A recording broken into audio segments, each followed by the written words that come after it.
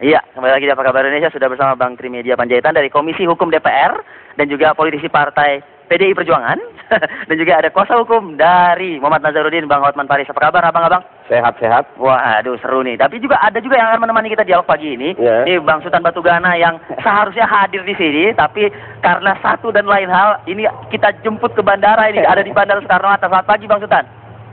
Lagi ada proyek ya di... Iya. Selamat pagi. Assalamualaikum. Waalaikumsalam. Tadi diceletukin tuh sama Bang Hotman, ada proyek apa tuh? Gimana? Baru main terbang itu ada proyek baru nih. Gimana Bung Hotman, proyek apa? Iya. Ada Kang tahu apa di daerah nih? Siap, Pak. Saya mengutip tadi sempat kami berbincang dengan Bang Sultan, dengan Bang Hotman dan juga Bang Trimet. Ini disebutannya Bali tadi katanya ya. Apa sih Bang Bali itu Bang Sultan? Saya bilang pagi ini TV One ya, mengundang Trio Bali. Trio Bali ya. Apa tuh Trio Batak Liar? Trio Batak Liar, orang Batak keliaran di Jawa itu. Oke. Kita tidak akan membahas itu sebetulnya Bang ya. Kita akan membahas. Nah, ini kalau misalnya boleh kita ketahui begitu Bang Hotman. Ini NG akhirnya kan ditetapkan jadi tersangka begitu ya. Nah, itu sudah harapan juga dari Muhammad Nazarudin dari awal, dari jauh-jauh hari seperti itu. Ya. Tapi kan tidak hanya terhenti di satu nama ini kan Bang Hotman ya? Ya, seperti saya bilang, ini baru 10/10. Dari orang-orang yang tersangkut di BAP, NG itu baru 10/10. Masih ada 9 atau berapa orang lagi, masih banyak lagi yang harus kena. Kalau hanya membaca dengan isi BAP, ditambah lagi keterangan saksi di bawah sumpah. Di isi BAP itu nama-nama siapa aja saya? Ada siapa saja tuh di situ? Ya, itulah di BAP itu, ya itulah dia ada ketua besar, ada bos besar, dan juga ada itu yang paling yang saya tidak agak mempertanyakan itu adalah yang jutaan dolar ke Kementerian Olahraga. Nah, itu sampai saat ini belum di. Iya baru satu. Itu pun baru hanya DG. Tapi kan yang jutaan dolar itu bukan hanya DG itu. Dan itu pengakuan di dalam BAP-nya Julianis.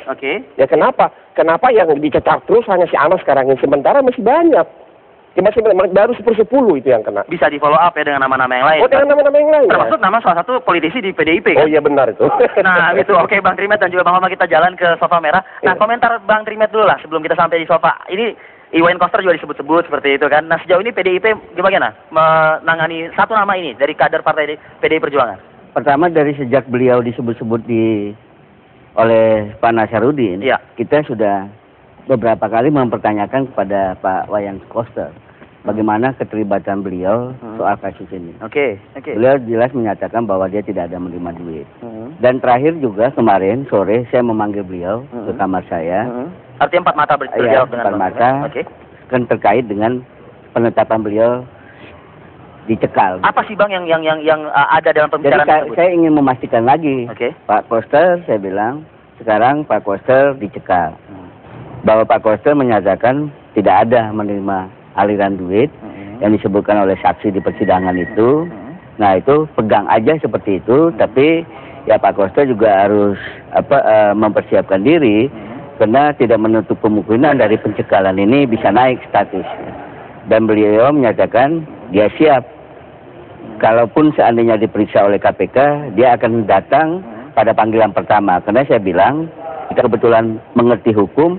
Untuk tersangka Ibu Angelina Sondak ini pasti saksi-saksinya dulu diperiksa nanti kan. Ada rasa kecewaan dari seorang di KPK juga yang dia sampaikan kemarin itu bahwa dia juga sedang mempersiapkan mental keluarganya. Saya baru tahu umur dia 50 tahun, anaknya baru 6 tahun.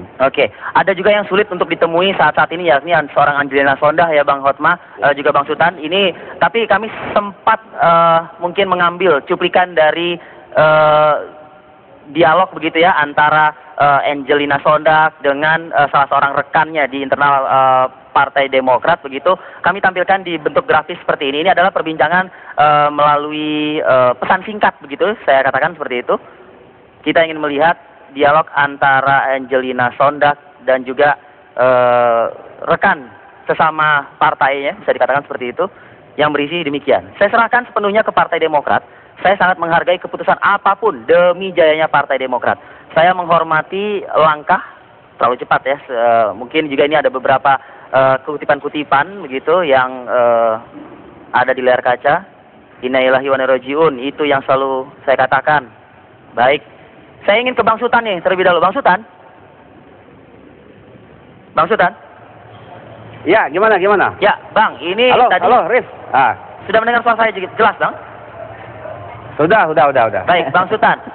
Tadi kami memperlihatkan bentuk BBM lah ya dengan sesama rekan dari Partai Demokrat begitu antara Angelina Sondak. Nah, ini sepertinya ada sikap kekecewaan begitu yang ditampilkan dari seorang Angelina Sondak, Bang Sutan. Kabarnya juga ada salah seorang kader juga yang mungkin menyebut-nyebut nama Angelina Sondak ini untuk segera ditetapkan sebagai tersangka. Komentar dari Bang Sutan?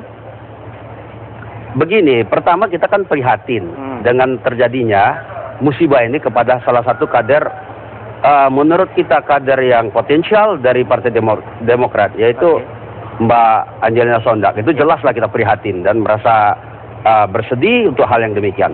Namun untuk menyangkut hukum, kita kan tidak ingin Partai Demokrat ini menutup-nutupi hal yang kadernya katakanlah tersangkut masalah hukum. Kita dorong itu.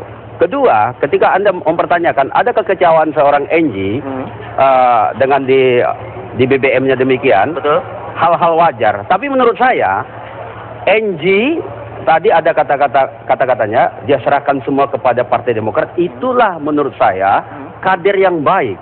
Diserahkannya kepada mekanisme partai yang ada ADART-nya. Kemudian kalau ada orang yang mengatakan, yang beliau katakan yang mendorong dia agar segera jadi tersangka, saya nggak ngerti saya orang itu siapa, kekuatannya apa, kok bisa mendorong KPK? Ya, informasinya berkembang itu Bang Sutan adalah kabarnya ini nama Angelina Sondak ini adalah kunci terakhir dari kasus suap Wisma Atlet ini. Jadi tidak merambah ke nama-nama lainnya yang ada di internal Partai Demokrat. Rif, Partai Demokrat dari awal sudah mengatakan mendorong KPK untuk menuntaskan kasus-kasus yang menimpa kader Demokrat. Itu udah firm. Oke. Kita dorong, tapi kita tidak intervensi. Dan ini semua keinginan masyarakat. Karena Partai Demokrat ini stakeholdernya siapa? Pemegang sahamnya siapa? Rakyat. Oleh sebab itu KPK harus menindaklanjuti ini. Nah itulah Bang, bukan tidak suka. Untuk kembali mungkin menciptakan kecintaan rakyat terhadap Partai Demokrat, ya lagi-lagi ini ditutup di Angelina Sondak ini. Jadi prahara di tubuh Demokrat ini tidak lagi terus berkembang begitu Bang Sutan. Begini, kalau yang namanya musibah kan siapa yang tahu.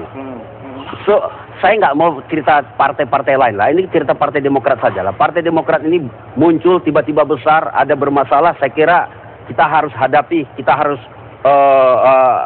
terima ini sebagai cobaan, tapi kita harus ada menyikapi yang diinginkan masyarakat untuk membersihkan orang-orang yang bermasalah di Partai Demokrat, ya, melalui mekanisme ADART ataupun mekanisme hukum yang ada kalau di KPK, kepolisian ataupun kejaksaan. Kalau misalnya Bang ini berjalan, saya kira kita. Ya Bang Sutan, kalau Bang Sutan sudah menyinggung-nyinggung soal ADART, saya ingin mengetahui juga pagi ini bagaimana status dari jabatan fungsional di internal Partai Demokrat dari seorang Angelina Sondak, Bang. Tapi jawabannya nanti Bang ya. Jangan terbang dulu Bang, kami kembali saat lagi di Apa Kabar Indonesia.